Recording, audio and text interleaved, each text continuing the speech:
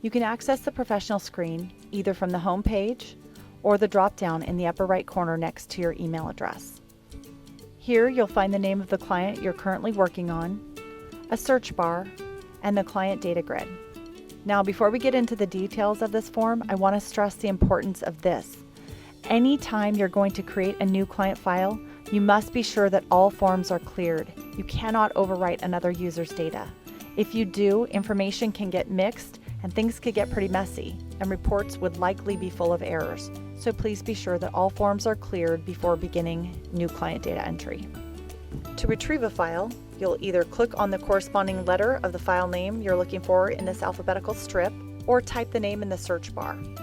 Click the retrieve icon and that file will be loaded into the program. Please note that if a case is already loaded and you've got existing data already in the software that has not been saved, you'll lose that data upon retrieving another file. So please be sure that all data is saved before you retrieve another file. As far as the save icon goes, in most situations, you will have already been saving the file throughout the program by clicking the Next button. However, if you wanted to create a duplicate, maybe for multiple scenarios, you could do that here on the professional form. You'd put your cursor here in the first field of the green row, enter the client file name, and click the Save icon. If you click the corresponding letter of the file you just created, you'll see that that file is now added to your list of clients. One very important note about saving multiple files: when you create a second or third file, please note that that file is not loaded into the program until you retrieve it. You can also create multiple saved files by using the Save to Drive feature in the drop-down.